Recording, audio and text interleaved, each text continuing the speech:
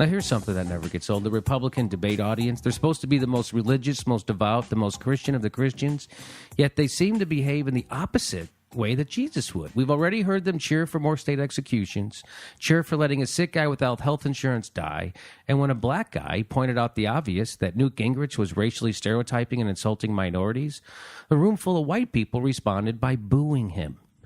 Then they cheered when a thrice-divorced guy who impeached a president over a BJ indignantly refused to answer a question about his own duplicitous and despicable private life. And in case you're one of the people who are in the market for evidence democracy is a terrible form of government, that mob that shows up to Republican presidential debates seems to fit the bill. Here's Ron Paul, and he's talking about foreign policy, and he offers what I used to think was Jesus' credo for how to handle other people. And let's just see how the crowd responds. My point is if another country does to us what we do others, we're not going to like it very much. So I would say that maybe we ought to consider a golden rule in foreign policy. Don't do to other nations what we don't want to happen. Unbelievable. So we endlessly bomb.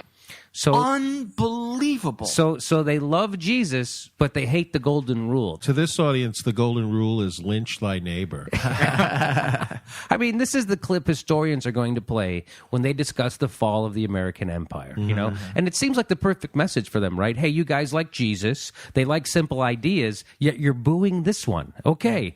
I wish Ron Paul had gone one step further, and said something like, hey, how about this for a foreign policy? We just try not to be dicks.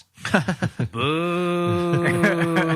We want to be dicks. Jesus didn't anoint American supreme awesome country of all time for us not to be dicks to anyone we felt like. We've earned it. I've never been so ashamed for a group of people in my life as that moment there. That is... Except for at other debate moments. Yes, except for all the previous debates. That is jaw-dropping. I mean, he phrased it in the language of Jesus, and they booed it. And they booed it. You know what? I know you're not supposed to make these comparisons, but the more I watch these Republican debates, the more I watch my own country. You know, we started with us invading Iraq, and then we started torturing people. We started tapping our own phones without. Now they can indefinitely detain you. Now we have people in America booing the golden rule. It makes me realize that it wasn't that hard for Hitler. No. It wasn't that hard for him to get people to go along with him. There's plenty of, just like when I realized, we have to refight the torture debate. It's like, am I going to wake up tomorrow and find out that I have to give good reasons why rape is bad? Yes, like that's going to happen. And if you look at what was happening in Germany when crazy people got elected, a loaf of bread had gone from costing $1 in Germany to, I think it was either $3 million or $3 billion. That's how bad inflation was. Right. Can you imagine how they would turn? How these people would react if a loaf of bread was $3 million or $3 billion? How do you think they would react, Paul? Start throwing anybody who's not a white Christian in jail? I don't know how they could be any more full of hate than they are, but I'm sure they would. I'm sure they would probably take the law into their own hands. Okay, so then just when you feel like you know what the hell is going on with these crowds, Representative Ron Paul says this. All we have to do is start another war. I mean, it's warmongering. They're building up for another war against Iran, and people can't wait to get in another war. This country doesn't need another war. We need to quit the ones we're in. We need to save the money and bring our troops home. Okay, so then he says, we don't need another war, and then they cheer that. Well, what the hell's going on exactly? Which is it, people? Paper or plastic? Start wars or end wars? Seriously, Republicans, you're like that girl I dated in college who almost turned me gay, which I now know is silly because you can't turn someone gay. If you could turn someone gay, then it would have happened to me the first time I saw Jude Law and the Talented Mr. Ripley 10 years ago, but it didn't. And as much as I wanted to love that boy, it's only as a friend. Okay, So that's how they handled. So now here's Newt Gingrich. Same debate. Newt Gingrich. Now he's a longtime Christian, right? Newly converted Catholic. Here's Newt Gingrich's nuanced idea on handling our myriad enemies, and let's see how it plays with the Christians. Ready? Andrew Jackson had a pretty clear-cut idea about America's enemies. Killed them. Okay, it's worth noting that the enemies Andrew Jackson was talking about were largely American Indians. Yeah, Native Americans, exactly. But to be fair, he did kill the shit out of them. Right? And by the way, you can't just reference a controversial and often misunderstood historical figure and automatically make your argument. Believe me, if that was possible, Robert Yasumura has been trying to use Millard Fillmore as a reason for his crazy facial hair for a couple of months now, and it ain't working. Okay, and let's be clear. Newt's foreign policy platform is kill them. That's his foreign policy, kill them. And the people of South Carolina who came to this debate cheered that. I say, why even go to the debate? Why not just sit home and hold your Republican T-shirt debate, right? Because it sounds like T-shirt slogans, right? Mitt will show up with "Kill 'em." Santorum will show up with "It's Adam and Eve, not Adam and Steve."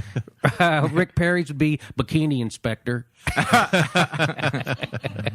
Well, he's also talking to part of the country that at one point their enemies were the rest of the country. Yes. And free slaves.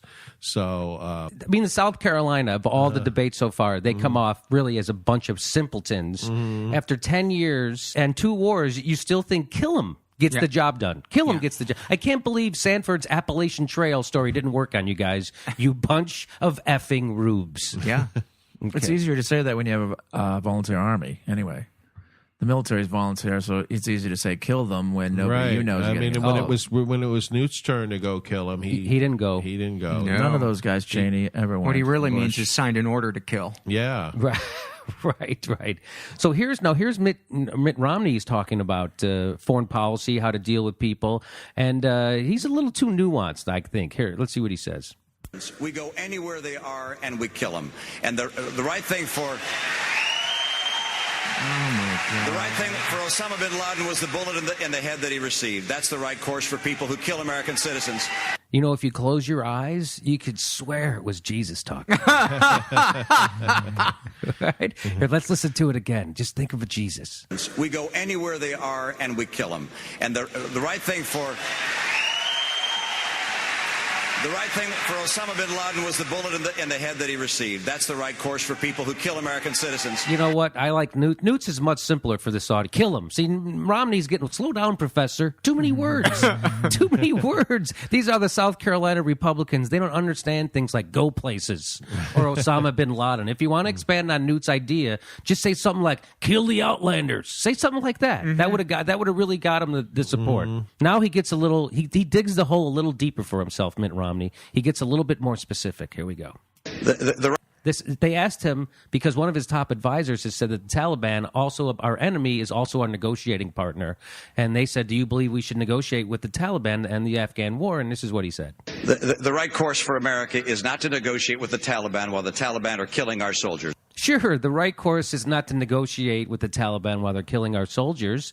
The time to negotiate is when they've stopped killing American soldiers, and then we can negotiate a ceasefire. Right? Isn't that how it works? Yeah. Everybody stops fighting, then we come in, negotiate the end. They're making army games that children play look nuanced. That's why the Paris peace talks didn't start till 1995, because they wanted to wait till before they could start. After we've won, then we can negotiate. Then with them. we start. And only then. When we don't have to negotiate, then we'll negotiate from strength after the war is over. Steve, you know you can only negotiate after they've already done everything you want them to do. That's when you start negotiating. Unconditional winning. Is somebody on stage lobbing raw meat into the crowd? It's literally there's red meat coming out of. So I just want to say that Mitt Romney, that's like I think he's on the right track. Let's play it again one more time because I really the right course for America is not to negotiate with the Taliban while the Taliban are killing our soldiers. Okay, the right course. That don't negotiate while they're killing us. That's a good idea. I mean, for the South Carolina people, they can understand that. They can appreciate the simple elegance of only negotiating when there's no conflict about which to negotiate. The same way as the best time to ask for a raise at work is right after they gave you a raise that you're asking for. Still, stop with all trying to be smart, Mitt. I just go with less talky, more killy. Yeah, that's what he should do. I think Mitt feels that we're just now ready to start negotiating with England about the end of the Revolutionary War.